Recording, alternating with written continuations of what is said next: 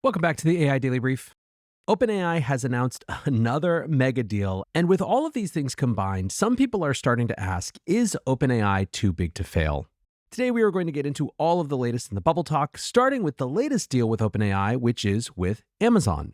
Amazon CEO Andy Jassy tweeted on Monday, "New multi-year strategic partnership with OpenAI will provide our industry-leading infrastructure for them to run and scale ChatGPT inference, training, and agentic AI workloads. Allows OpenAI to leverage our unusual experience running large-scale AI infrastructure securely, reliably, and at scale. OpenAI will start using AWS infrastructure immediately, and we expect to have all of the capacity deployed before the end of the next year, with the ability to expand in 2027 and beyond." The specifics of the deal are that in this first incarnation, it represents a $38 billion commitment. The deal will give them access to AWS compute, quote, comprising hundreds of thousands of state-of-the-art NVIDIA GPUs, with the ability to expand to tens of millions of CPUs to rapidly scale agentic workloads. Now, most of the announcement reads as an advertisement for AWS compute products, although it is notable that it's NVIDIA GPUs, not Amazon's own Trainium chips, that are part of the deal. Now, for Amazon, this was a reminder to the market that despite some of their cloud peers getting more press recently, AWS is the cloud giant, and they are going to have a very big footprint in this space. For Sam Altman, it feels very much like just another announcement in the never-ending quest for more compute. In understated fashion, he tweeted, "Very pleased to be working with Amazon to bring a lot more NVIDIA chips online for OpenAI to keep scaling." Now, many remarked that this came hot on the heels of OpenAI's final deal with Microsoft, which allowed them to diversify their cloud providers. Amit is Investing pointed out the obvious, saying, "Looks like OpenAI is diversifying their AI workloads by partnering with every cloud. Let's go." Now, markets certainly liked it. Amazon surged over 6% after announcing the deal. And I think realistically, if you were trying to look for some big implication in terms of who is working with who, the reality is when it comes to compute and AI workloads at scale, everyone is just going to work with everyone. People tried to make it a big deal when Anthropic signed a new deal with Google, leading some to wonder if that was a slight to Amazon. The reality, I think, is just every big AI model company is going to look for compute wherever they can get it. Now, beyond the specific implications for Amazon, the biggest part of the conversation was around the implications of OpenAI's deal-making. The Kobayashi letter went viral with a tweet where they said, OpenAI has now 1. Signed a $500 billion Stargate deal, 2. Signed a $100 billion NVIDIA deal, 3. Signed a $100 billion AMD deal, 4. Signed a $38 billion Amazon deal, 5. Signed a $25 billion Intel deal, 6. Signed a $20 billion TSMC deal, 7. Signed a $13 billion Microsoft deal, 8. Signed a $10 billion Oracle deal, 9. Signed a multi-billion dollar Broadcom deal, 10. Launched a browser to compete with Chrome, 11. Become the world's most valuable private company, 12. Considered a $1 trillion IPO by 2027. We are in the midst of a generational technological revolution. And yet for some, the question is, how could OpenAI possibly live up to all these deals? On a recent podcast, investor Brad Gerstner, who by the way is an investor in OpenAI, asked Sam Altman how a company that had just $13 billion in revenue could afford this $1.4 trillion in commitments. Altman's response has been dominating the conversation for the past several days. It's really worth a listen in its own right.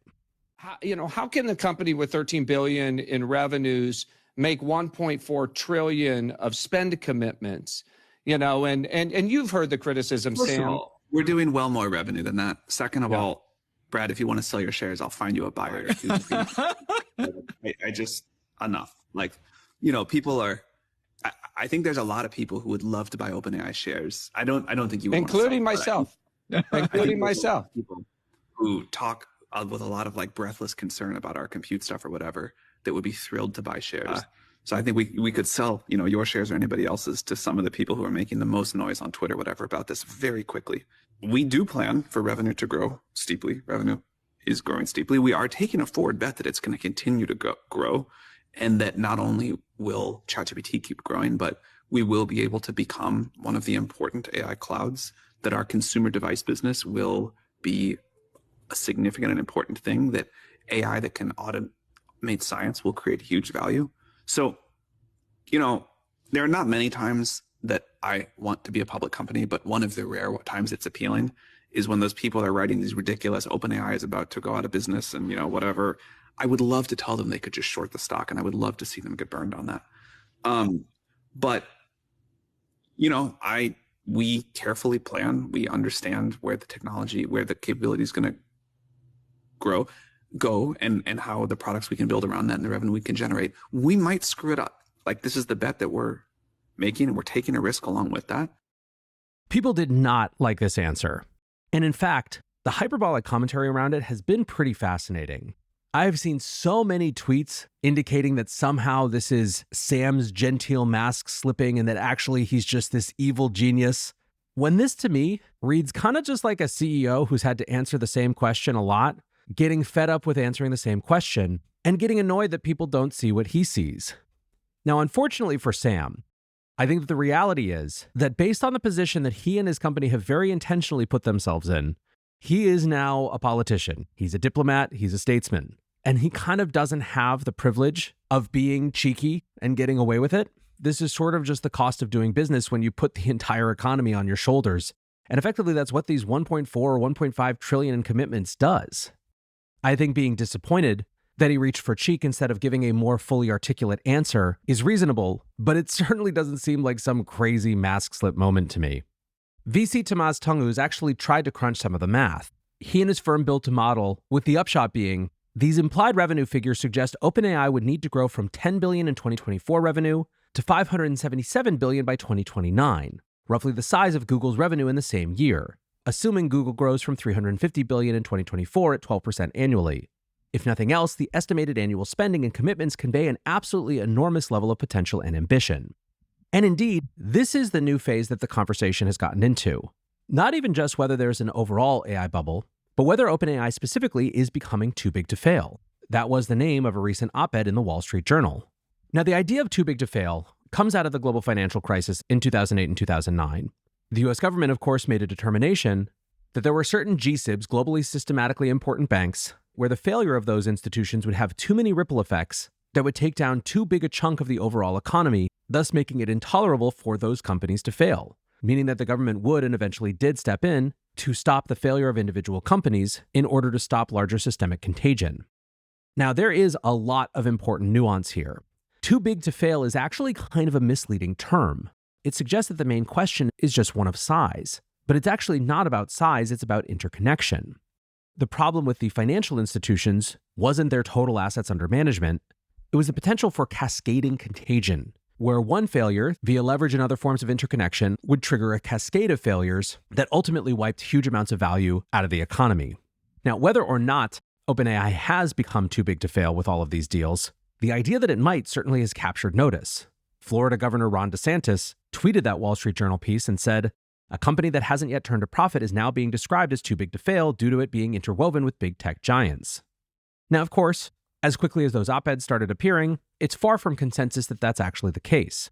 All In Pod's Jason Calacanis writes, "The actual risk is not that OpenAI collapses, but that they become one of 5 players in a highly competitive market. They will face margin compression and declining market share, which reduces a 30+x price-to-sales ratio down to 5x, which means the market cap slows or maybe even stays flat.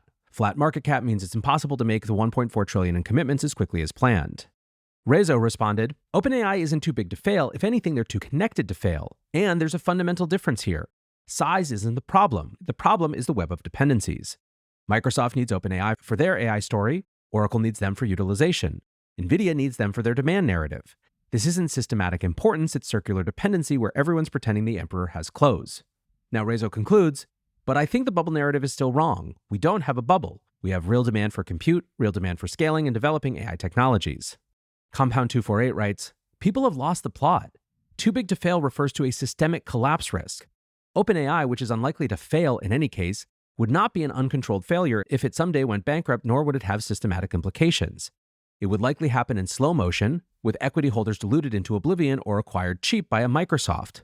People latch on to phrases or concepts like too big to fail because they're scary sounding, but they don't really understand them. Too big to fail is not applicable here. OpenAI would be fine to fail and would not require a government bailout." Now, if you want a sense of just how widespread the AI bubble conversation is getting, a reporter recently asked President Trump about it. The reporter said, "Could I ask you, some experts warn about an AI bubble. Are you concerned?" Trump said, "What's the AI problem?" Reporter says, "Some experts say that some investors are overreacting." Trump, and this is obviously a summary, in this case from Unusual Whales, says, "Everybody wants AI because it's the new internet. It's the new everything. It's one of the biggest things anyone's ever seen.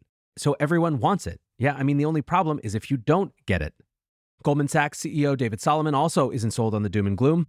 Speaking at a small business conference on Monday, he said, "There will be disruption, but I'm a big believer that our economy is very nimble and very flexible.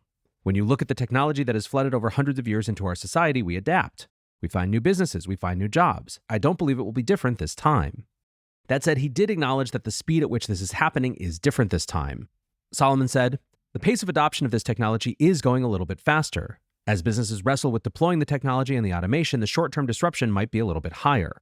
But our economy is incredibly broad and nimble." Indeed, I think if you look at how Wall Street is behaving right now, it's actually a little bit less clear-cut than perhaps some of the Twitter posters might have you think, in ways that do show the self-correcting nature of markets and also show the value of the AI bubble narrative, even if it is just a narrative.